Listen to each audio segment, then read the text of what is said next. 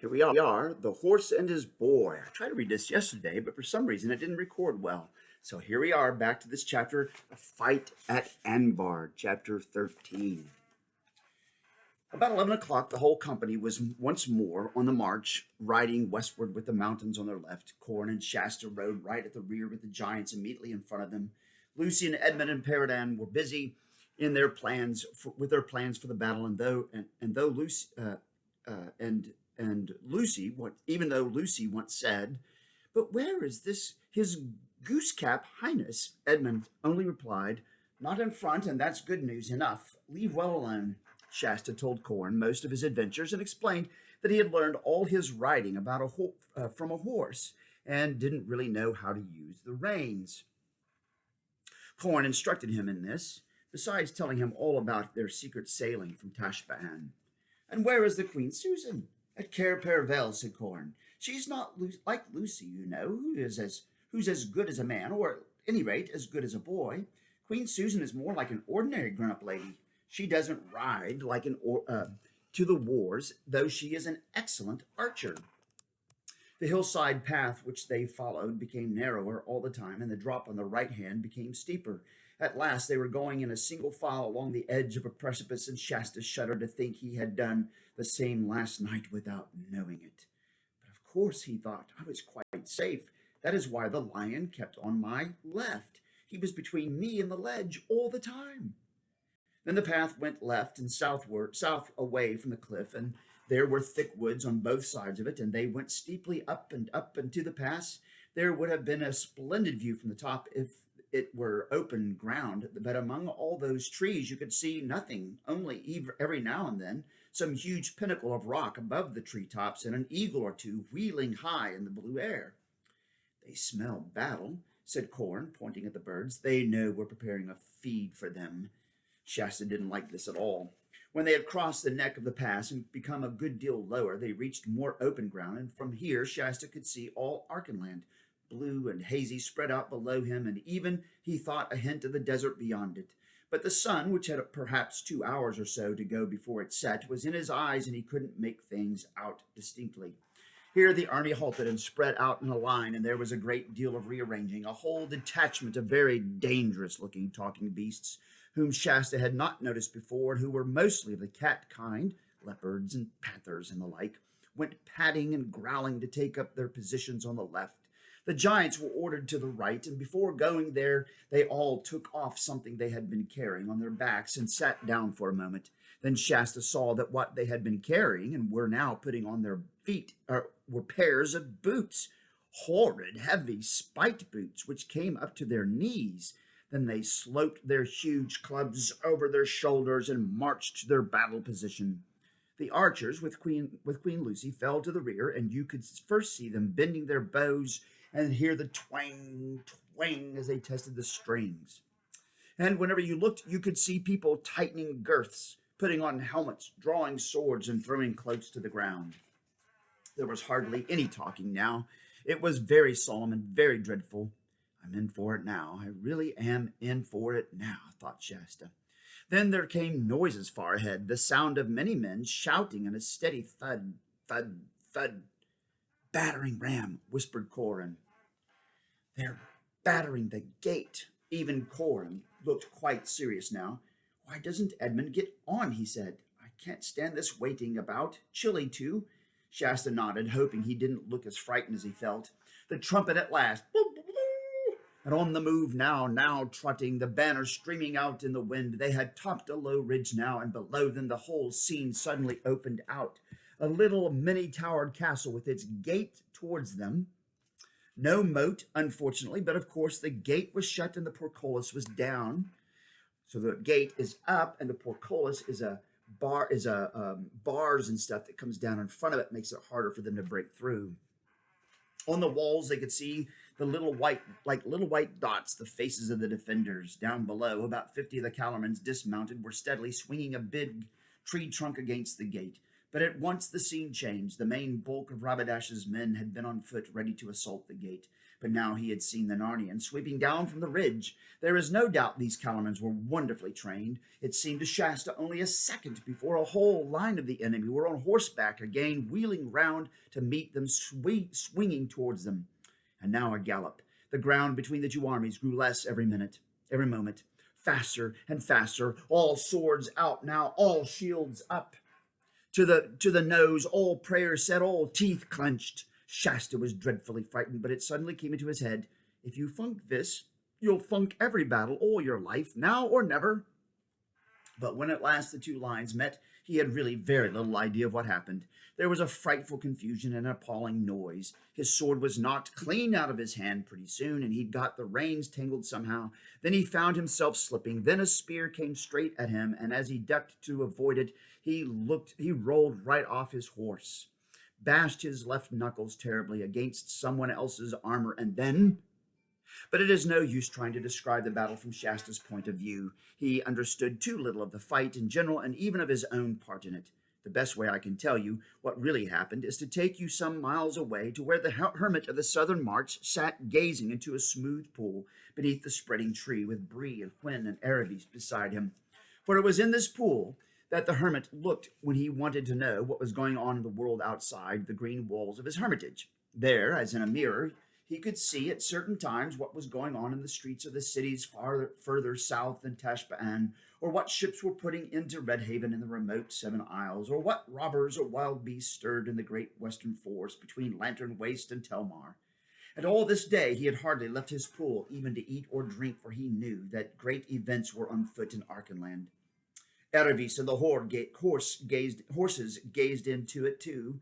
They could see it was a magic pool. Instead of reflecting the tree and the sky, it revealed cloudy and colored shapes moving, always moving in its depths, but they could see nothing clearly. The hermit could, and from time to time he told them what he saw. A little while before Shasta rode into his first battle, the hermit had begun speaking like this. I see 1, 2, 3 eagles wheeling in the gap by Stormness Head. One is the oldest of all the eagles. He could not be out unless battle was at hand. I see him wheeling to and fro, peering down sometimes at Anvard and sometimes to the east behind Stormness. I see now what Rabadash and his men have been so busy at all day. They have failed and lopped a great tree, and they are now coming out of the woods carrying it as a ram. They have learned something from the failure of last night's assault. He would have been wiser if he had set his men to making ladders, but it takes longer, and he is impatient. Fool that he is. He ought to have ridden back to Tashbaan as soon as the first attack failed, for his whole plan depended on speed and surprise. Now they are bringing the ram into position. King Loon's men are shooting hard from the walls. 5 Kellermans have fallen, but not many will. They have their shields above their heads. Rabadash is giving his orders now. With him are his most trusted lords, fierce Tarkans from the eastern provinces. I can see their faces. There is Corridon of the Castle Tormund, and Azru, and Clamash, and Ilgamuth of the Twisted Lip, and a tall Tarkin with a crimson beard. By the main, my old master Anradin, said Bree. Shh, said Erebus. Now the ram has started. If I could hear as well as see, what a noise that would make. Stroke after stroke, and no gate can stand it forever. But wait, something up by Stormness has scared the birds. They are coming out in masses, and wait again. I can't see yet. Now I can. The whole ridge up on the east is black with horsemen. If only the wind would catch the standard and spread it out. They're over the ridge now, whoever they are. Aha! I've seen the banner now. Narnia, it's the Red Lion. They're in full career down the hill now. I can see King Edmund. There's a woman behind among the archers. Oh, what is it? Asked Hwin breathlessly.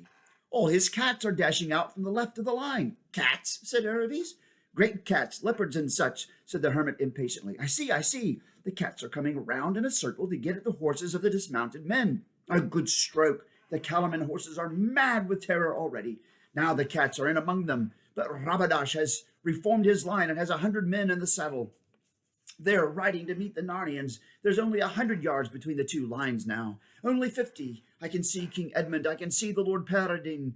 There are 2 more children. There are 2 mere children in the Narnian line. What can the king be about to let them into the battle? Only 10 yards. The lines have met. The giants on the Narnian right are doing wonders. But one's down. Shot through the eye, I suppose. The center's all in a muddle. I can see more on the left. There are the two boys again, lion alive. One is Prince Corin, the other like him as two peas. It's your little Shasta. Corin is fighting like a man. He's killed the Kellerman. I can see a bit of the center now. Rabadash and Edmund almost met then, but the press has separated them.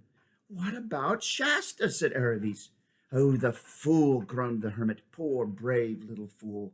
He knows nothing about this work. He's making no use at all of his shield. His whole side's exposed. He hasn't the faintest idea what to do with his sword. Oh, he's remembered it now. He's waving it wildly about and nearly cut his own pony's head off. And he will in a moment if he's not careful. It's been knocked out of his hand now. It's mere murder sending a child into the battle. He can't live 5 minutes. Duck, you fool. Oh, he's down. Killed? Asked the three voices breathlessly. How can I tell, said the hermit. The cats have done their work. All the riderless horses are dead or escaped now. No retreat for the Kellermans on them. Now the cats are turning back into the main battle. They're leaping on the ram's men. The ram is down. Oh, good, good. The gates are opening from the inside. There's going to be a sortie. The first three are out. It's King Lune in the middle, the brothers Dar and Darren on each side of him. Behind them are Tran and Char and Cole and his brother Colin. There are 10, 20, nearly 30 of them out now. The Kellerman line is being forced back upon them. King Edmund is dealing marvelous strokes. He just slashed Corridon's head off. Lots of Kellermans have thrown down their arms and are running for the woods. Those that remain are hard pressed. The giants are closing in on the right, cats on the left, King Lune from the rear. The Kellermans are a little knot now, fighting back to back. Your Tarkins down, Bree. Lune and Azru are fighting hand to hand. The king looks like winning. The king is keeping it up well. The king has won. Azru's down. King Edmund's down. No. He's up again. He's at it with Rabadash. They're fighting on the very gate of the castle. In the very gate of the castle. Several Kellermans have surrendered. Darren has killed Ilgamuth. I can't see what's happened to Rabadash. I think he's dead, leaning against the castle wall, but I don't know. Clamash and King Edmund are still fighting by the battle, but the battle is over everywhere else. Clamash has surrendered. The battle is over. The Kellermans are utterly defeated. When Shasta fell off his horse, he gave himself up for lost. But horses, even in battle, tread on human beings very much less than you would suppose. After a very horrible 10 minutes or so, Shasta realized suddenly that there were no longer any horses stamping about in the immediate neighborhood, and that the noise, for there were still a good many noises going on, was no longer that of a battle. He sat up and stared about him. Even he, little as he knew of battles, could soon see that the Archenlanders and Arnians had won. The only living Kellermans he could see were prisoners. The castle gates were wide open, and King Lune and King Edmund were shaking hands across the battering ram. From the circle of lords and warriors round them, there arose a sound of breathless and excited, but obviously cheerful conversation. And then suddenly it all united and swelled into a great roar of laughter. Shasta picked himself up, feeling uncommonly stiff, and ran towards the sound to see what the joke was. A very curious sight met his eyes. The unfortunate Rabadash appeared to be suspended from the castle walls. His feet, which were about 2 feet from the ground, were kicking wildly. His chain shirt was somehow hitched up so that it was horribly tight under the arms and came halfway over his face. In fact, he looked just as a man looks if you catch him in the very act of getting into a stiff shirt that is a little too small for him. As far as could be made out afterwards, and you may be sure the story was well talked over for many days, what had happened was something like this. Early in the battle, one of the giants had made an unsuccessful stamp at Rabadash with his spiked boot. Unsuccessful because it didn't crush Rabadash, which was what the giant had intended, but not quite useless because one of the spikes tore the chain mail just as you or I might tear an ordinary shirt. So Rabadash, by the time he encountered Edmund at the gate, had a hole in the back of his hauberk. And when Edmund pressed him back nearer and nearer to the wall, he jumped up on the mounting block and stood there raining down blows on Edmund from above. But then, finding that his position, by raising him above the heads of everyone else, made him a mark for every arrow from the Narnian bows, he decided to jump down again. And he meant to look and sound. No doubt for a moment he did look and sound, very grand and very dreadful as he jumped, crying, "The bolt of Tash falls from above!" But he had to jump sideways because the crowd in front of him left him no landing place in that direction. And then, in the neatest way you could wish, the tear in the back of his hauberk caught on a hook in the wall. Ages ago, this hook had had a ring in it for tying horses to. And there he found himself like a piece of washing hung up to dry, with everyone laughing at him. "Let me down, Edmund, howled Rabadash. "Let me down and fight me like a king and a man, or if you are too great a coward to do that, kill me at once." "Certainly," began King Edmund, but King Lune interrupted. "By your majesty's good leave," said King Lune to Edmund, "not so." Then turning to Rabadash, he said, "Your royal highness, if you had given that challenge a week ago, I'll answer for it, there was no one in King Edmund's dominion, from the high king down to the smallest talking mouse, who would have refused it. But by attacking our castle of Anvard in time of peace, without defiance sent, you have proved yourself no knight, but a traitor, and one rather to be whipped by the hangman than to be suffered to cross swords with any person of honor. Take him down, bind him, and carry him within until our pleasure is further known." Strong hands wrenched Rabadash's sword from him, and he was carried away into the castle, shouting, threatening, cursing, and even crying. For though he could have faced torture, he couldn't bear being made ridiculous. In Tashbaan, everyone had always taken him seriously.